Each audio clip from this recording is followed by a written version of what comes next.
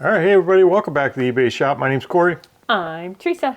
And the title and the thumbnail for this video might lead you to think it's kind of a little bit of a complainy or Debbie Downer or a negative video. It's actually not. It's very positive. We had a lot of really great hard questions. Our last video took off. Like it hit like 5,000 views. Yeah, it took off for us.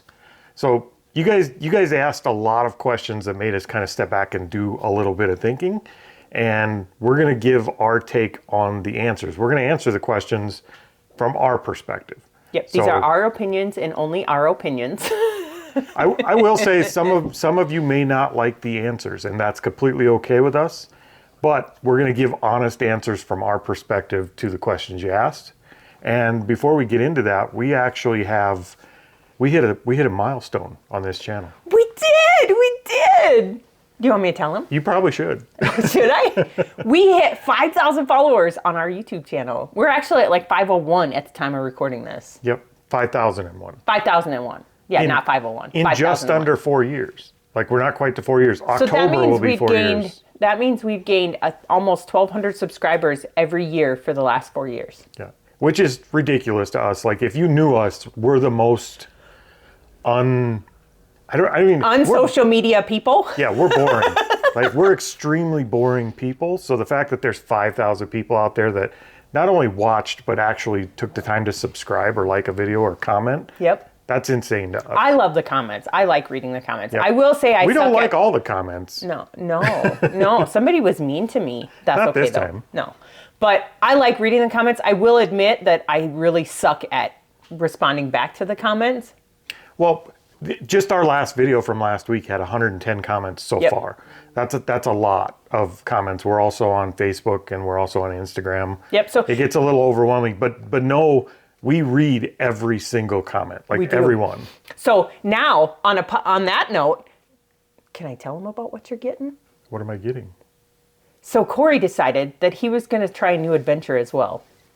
Oh, side hustle. Hustle. We do a podcast, or I do a podcast with SSK Promo called Unemployed for a Living, where we kind of explore side hustles and different business opportunities.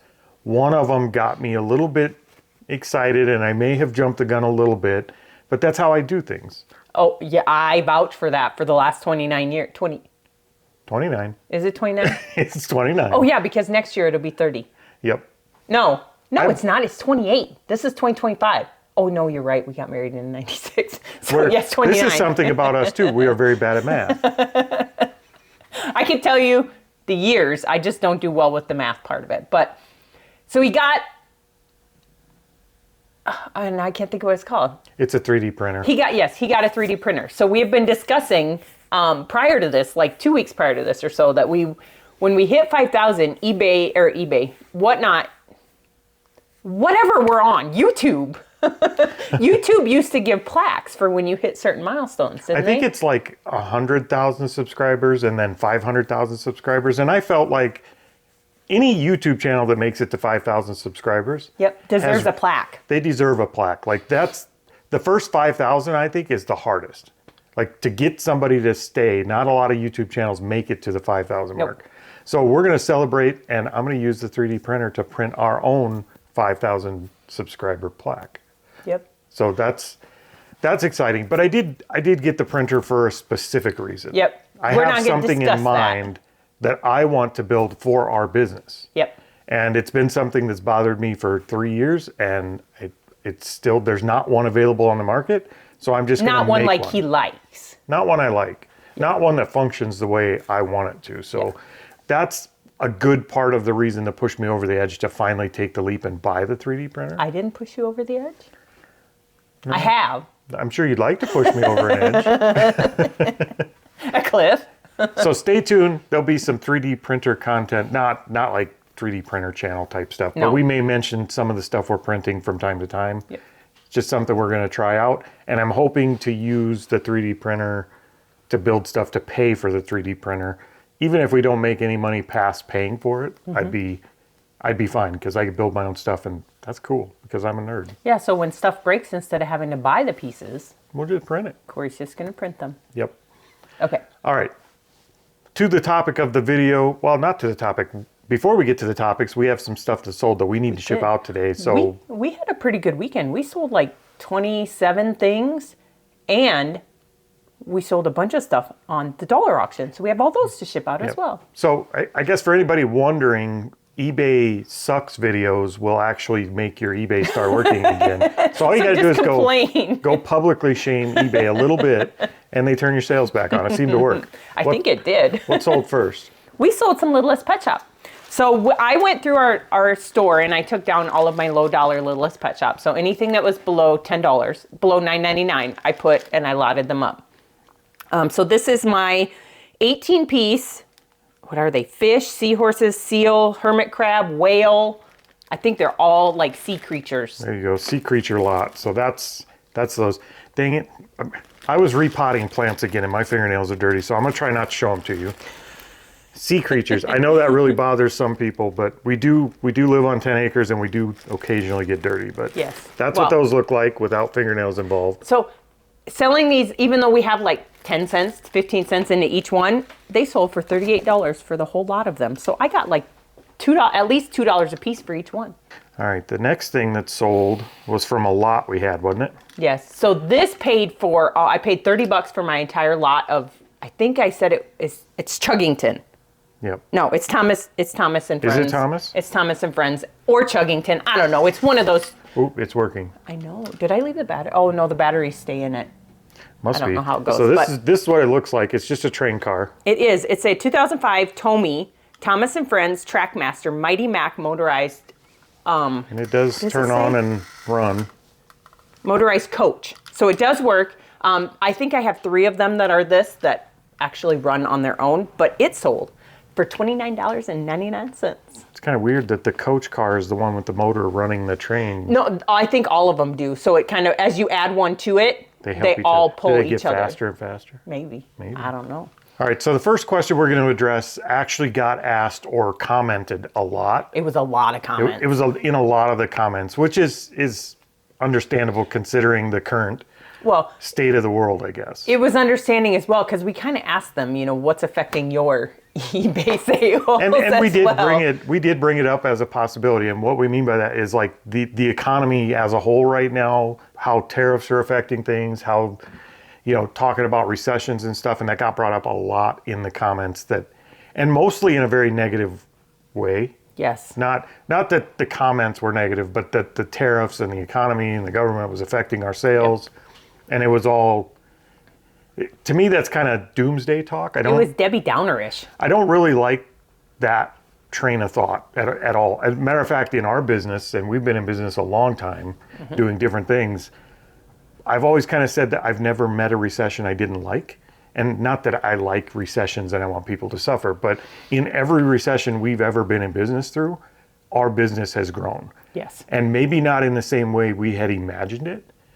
We might have had to pivot, but recessions bring opportunities every single time. I've never seen one that didn't bring opportunities and make some people pretty wealthy. Well, and while you're talking about that, I mean, the recession, somebody made a comment about the recession during COVID. And there were a lot of people that made a lot of money during COVID because they were selling on eBay. In terms of e-commerce, there has never been a time in history when e-commerce grew at the leaps and bounds it did during COVID. And it's because the opportunity switched from being a retail store to selling online, and a lot of people went that direction. Now, it also kind of played into the fact that anybody could sell anything online, and it was a false sense of security. Well, they couldn't sell anything. Well, they could sell a lot. I mean, it became very easy to sell stuff and make a lot of money during the pandemic. Yep. When the pandemic went away and things started to normalize again, a lot of the people that were kind of on easy street through that really started realizing that this business is harder than they thought, or harder than the pandemic made it out to be. They got the smack in the head. They did get the smack in the head. And a lot of people went out of business, and a lot of people blamed a lot of things because of that. Yep. For us, we were in e-commerce heavily before the pandemic. The pandemic made it just a gold rush for us. And then we got out of business. Well, we never got out of business, but we sold our e-commerce store after that, and we pivoted. And it's largely because of the opportunities and the drawbacks. I mean, every time a door closes, a couple more open.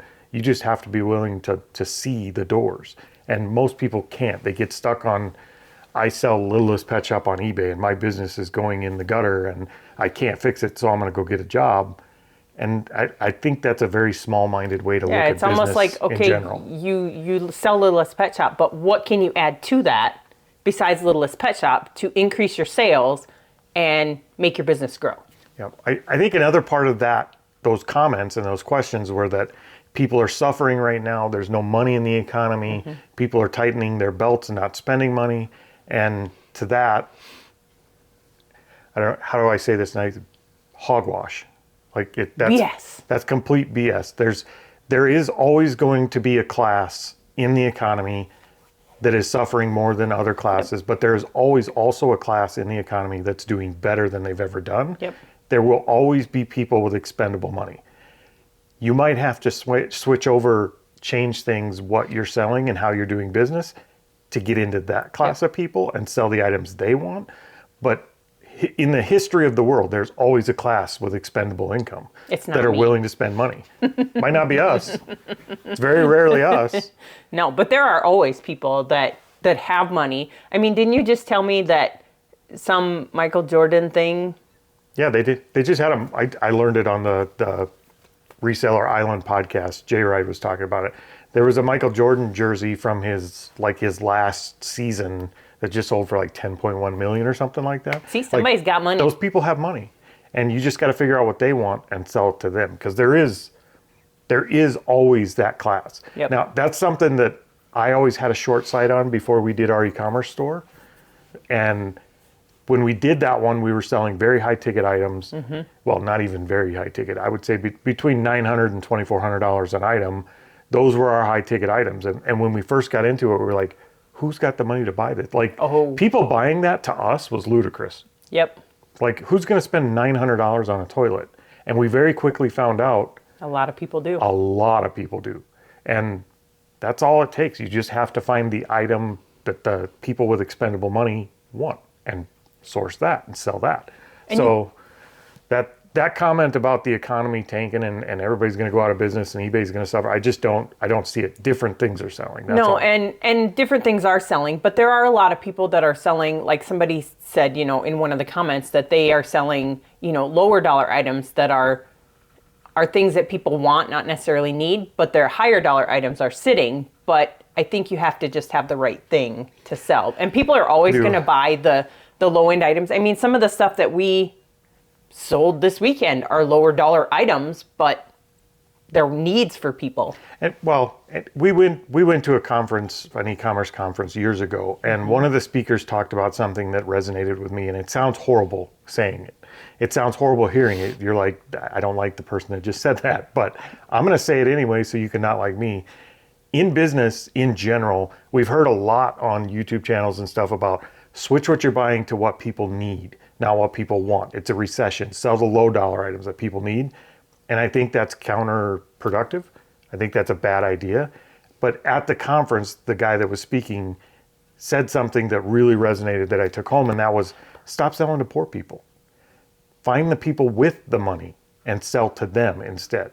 Like, it's kind of what we've been saying all along. Stop trying to sell to the poor people that don't have the money. Find the people that have the money and find out what they want and sell that.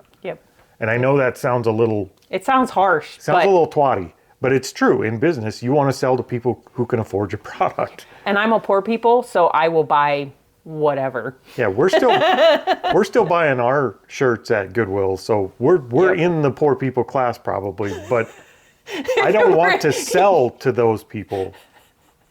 You're wearing a free t-shirt. I am wearing a free t-shirt. That's where I get my clothes from other resellers. From other resellers, they give us free t-shirts. Thank you, Reseller Rabbit, for updating my wardrobe. But thank you, what? Reseller Rabbit. Resale Rabbit. She's never going to let me get away with saying that word wrong. I can't help it, because in our comments, as well as I was reading through some of our comments, and I won't shame the person. But you'll shame me? Well, but that's different. I'm sitting right here with you. I don't know the other person, but another person did the same thing in one of the comments, and they said sale instead of sell. I didn't comment back on it. I did not. Nope. Well, I'm just really happy she said that, so that we both said something in this video that people are not going to like. I just didn't call them out. You didn't either, though, because I don't remember who said that.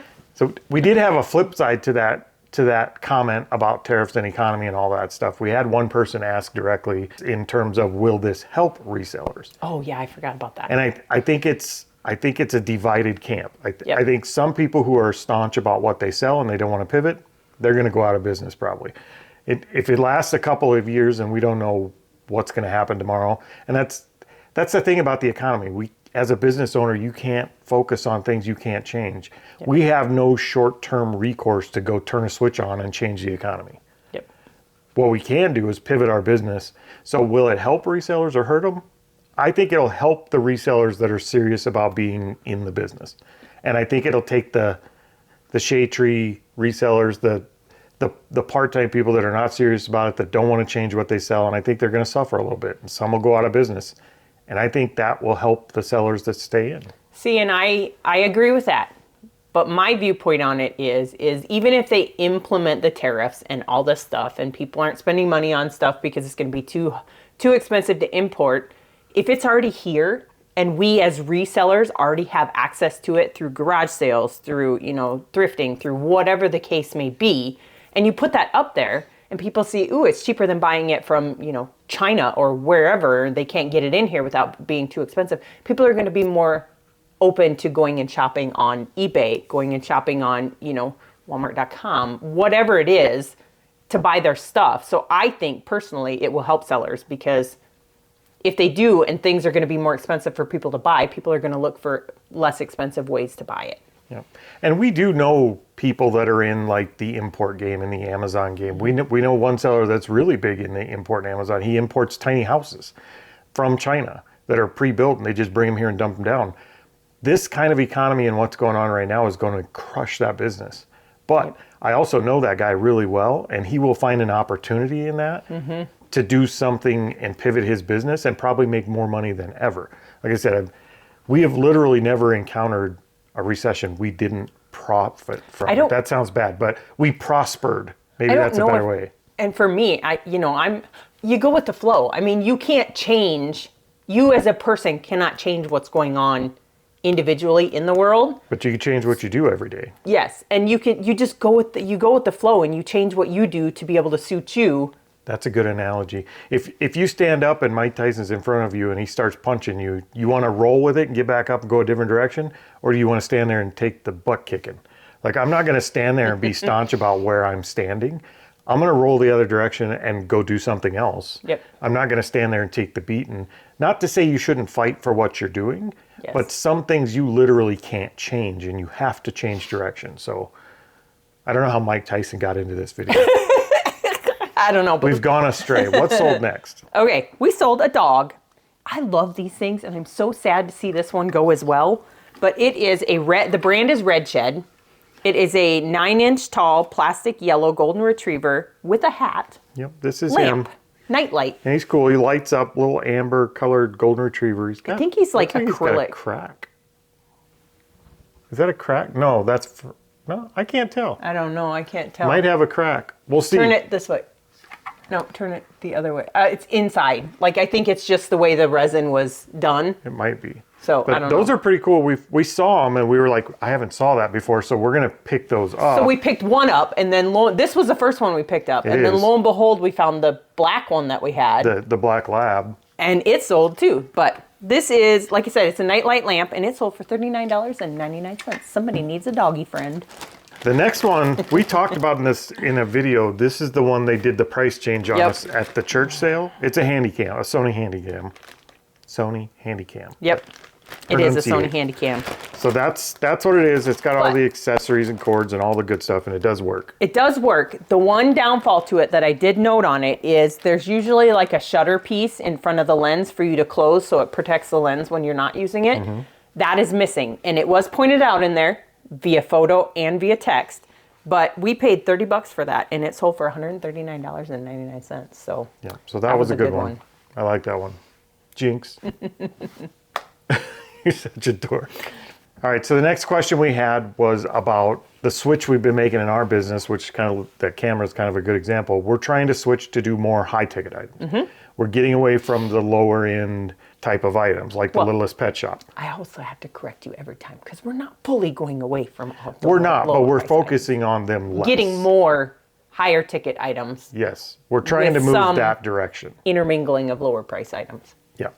So somebody actually asked in our comments of the last video, do we think high ticket items will weather this storm? Or do we think it's gonna, like, people can't afford them and they're not gonna buy them? And I think we kind of answered that question in the last section. I do think high ticket items, if you're getting the right high ticket items. Yep. But I guess a good example, if you're buying like the play school play sets for people that were meant for lower and middle class families and they're $300 play sets. Yep. Those lower and middle class families are the ones probably hurting right now. They're not going to spend the $300. But if you go buy the little clip-on propulsion motors for stand-up paddle boards for people that are rich and going to the Bahamas and stuff, like, they're going to buy that stuff. So What made you even think of that thing? I don't know. I'm just trying to think of a high-ticket item that rich people Never buy. even discussed that. I actually don't know if they make those. To be completely transparent, I don't know if that's a product people make. But that type of item, something that someone who has a hobby or a passion that has the money is going to buy, that's the kind of thing you want to buy, not those littlest play school play sets. And if you're wondering what those items are, hop on Wikipedia and look up hobbies. Yep. There's a list of like 500 hobbies on Wikipedia. There's a rich person that likes every one of those hobbies. So We're look at that not telling hobby. you to just go look at it and just go start buying everything in that hobby either. No, but I'm saying look at that list of hobbies and then think to yourself, okay, if I'm in this hobby, what are the most expensive things I would need to purchase to be really in this hobby? Those are the things you should look for. Because when people have hobbies and passions, they will always spend money on them, no matter the economy. Well, that, or you look at it from a point of also businesses. Like, we're a business, so business to business. You know, if you're looking for not necessarily hobby things, but you're looking for people who own businesses that they're going to have to replace their cash register. They're going to have to replace, something in their business that costs more than most people spend. Yeah. If a camera went down, we would buy a new one. If our air bubble machine went down, we would buy a new one. That's what we have to do to continue business. So businesses are a great example. Yep. See, I do know things. You're good at this. So yes, I think some big ticket items will weather the storm. Some will just maybe sit for a bit. I don't even think But they'll just weather the storm. I think they'll change your business and bring you into a new tax bracket if you look at it right. I really think big ticket items can, if you get into it and you figure out what to sell or what industry you want to serve, I think when you start looking for a type of item, you'll find it more often. So, all right, what's sold next? We sold some sheets. That is my last set. Finally. You know how hard it is to keep my fingernails out of the camera? This is what they are. They're Littlest Pet Shop sheets, aren't they? They are. They are Littlest Pet Shop purple twin sheet set. It has the flat sheet, the fitted sheet, and one pillowcase. And I can tell you this, that I have sent out offers for 50% off on those things because I've already made my money on the rest of them I bought, and they did not sell. Finally, for full asking price, they sold for $47.49, and I am so glad to see them gone. Yep. Next thing is a necklace, a pearl necklace. It is. Oh, do you want to know where this came out of? Where'd that come out of? That came out of our very first mystery box from Omaha. Did it really? Yes, Very cool. it did. All right. Not that box isn't already paid for. From but- planes to profit. No. Oh, when we were finding places Yep. to go for planes to profit. Yep. So this is a vintage Monet double strand faux pearl necklace. It's 15 inches long, and it sold for I don't know why I did this because I don't ever do shipping on jewelry, but it sold for $15. Not $15. It sold for $23 plus shipping. All right, the next question kind of surprised us when it came in a little bit. I had to reread it a couple of times to figure out what they were talking about. And it was like this long. Yeah, it was a question asking us why do we do international shipping rather than use the international shipping program through eBay, because we were talking about an item that went to a freight forwarder to go to a different country. Yep, and we don't use freight forwarders. We've never used a freight forwarder.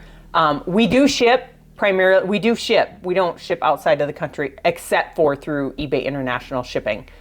just because of the ease. You know, you ship it to one place and it's out of your hands, and they handle everything after that, so it's way easier. And I think that was the premise of the question. Why not use eBay International instead of freight forwarders? Because it takes all the worry out of it. And you're absolutely right, it does. It does. And we don't use the freight forwarder. The end customer can choose to use the freight forwarder. And I think you'd be very surprised if you looked back on your sales, if you know how to spot them. Yep. I think everybody that sells on eBay at some point has had an item go through a freight forwarder to a different country. It's just if you don't know the freight forwarders or you don't know about them, you tend to not even recognize that that's what's happening because you just ship to an address in the States. Yep. And once it's there, your responsibility is done as well.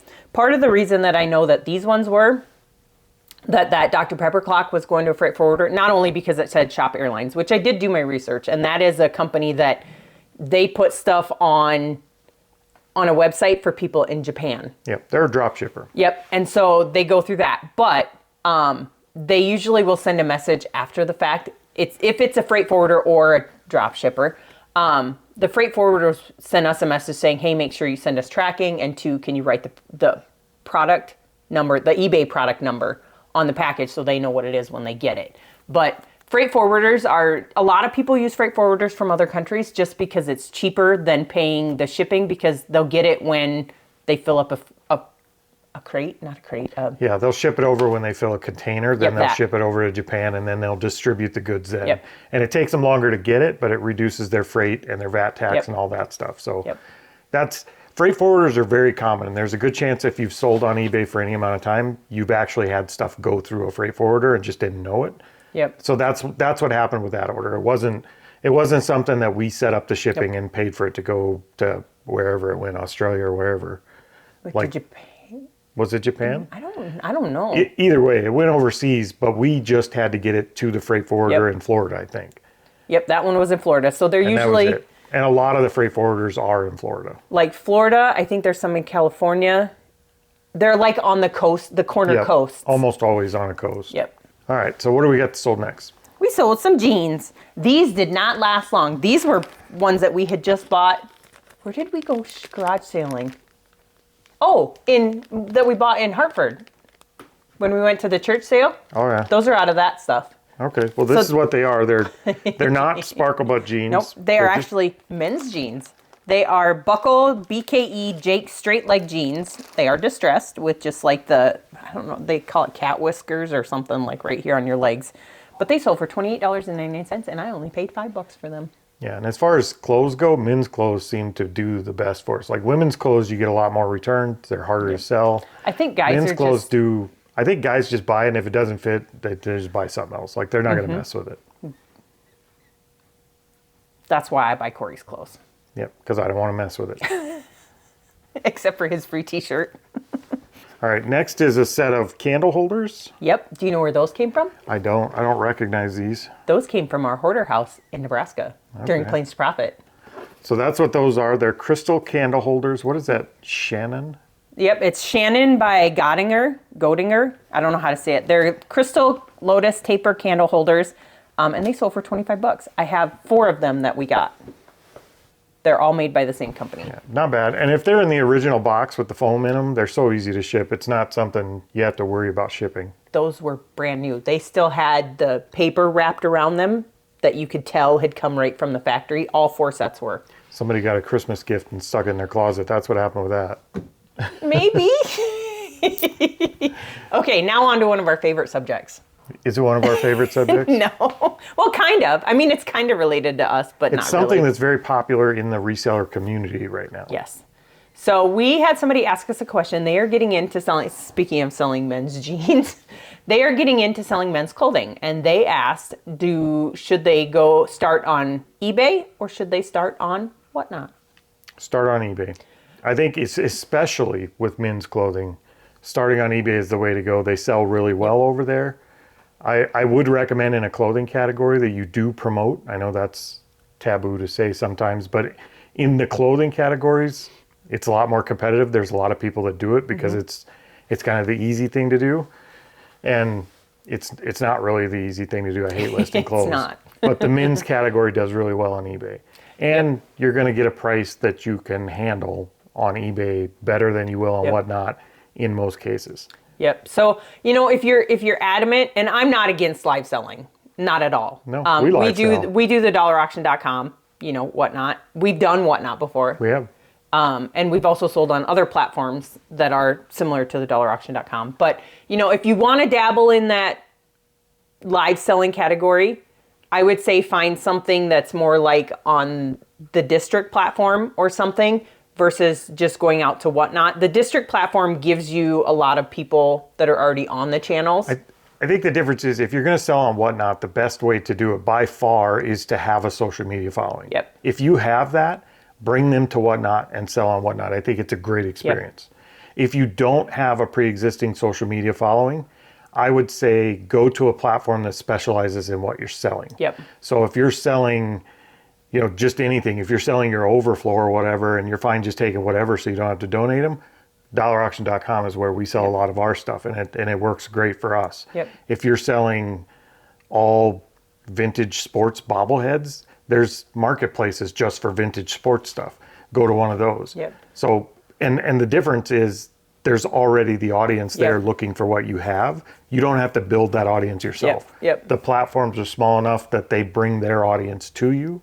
Correct. And it makes it way easier to sell. I mean, the dollar auction is brand new, and it's very common to see 30, 40, 60, 70 people in a live show there. Yep. And it's brand new. Whatnot, when we did 4 shows over there. I don't think we ever broke 15, 20 people in a show. I think we did with one raid. Where someone sent us an audience. Yeah, someone sent us the audience. And we have a social media following. Yes. Not on whatnot, though. So I would say that's the big difference. The smaller platforms that are more specialized, you're going to have better luck on. Yep. But in general, if a friend of mine asked me, I would say take them straight to eBay first and see how you do there. I think you'll be happier with the results if you're planning to make it into a business. A job. Not a job. If you just want to take stuff that you have and get rid of it quick and get it out of your house, take it over to live selling, you're okay with a little bit less of a price, but you're moving them quickly, I would say go to a specialized platform. That. All right, what's next? We sold a pipe. Oh, hold on, I gotta find this.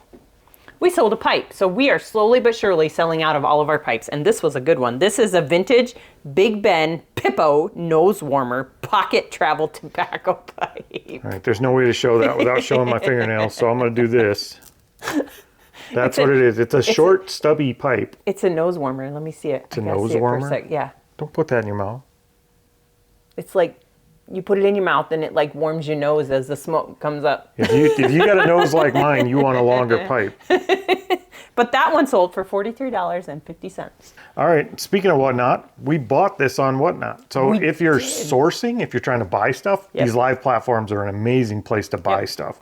We got this on whatnot on a show with Jack's Treasures. We did. And this now, with this and the one other thing that I sold, we are fully 100% in the profit. Anything else we sell on that from that show is profit. Yeah, no, I was trying to think of icing on the cake. Icing on the cake. I was sassy. Sassy words. Sassy words. So it's a coffee grinder. It is. It is a brand new open box with the manual Braun Aromatic black coffee grinder, and it sold for $40. It was listed at $44.99. All right. Well, I hope we answered all your questions, and I hope the answers were not too offensive to anyone. That's just from our perspective. If we offended you, let us know down below. Well, yeah. I mean, we read all the comments, so if you want to yell at us, that's the place to do it because we do read them. But keep in mind, though, if you do say something bad to us, we probably aren't going to comment back. We don't comment back a lot. No. Anyway. And I'll just sit in the house and I'll just bitch to him about it. So I will tell you, every time we get a negative comment, Teresa wants to comment back. Oh, I do. But Teresa's a somebody has sassy. a gag order on me. That's the only safe way to run YouTube with the grams. All right, we got to get a bunch of packing done today, so we're going to get out of here. Once again, thank you everybody for the 5,000 subscribers. That's awesome. We appreciate it. And if you're not and you're watching this show, please like, subscribe, share out our channel for other people so they can watch us too. See you guys next time. Hasta la vista, baby.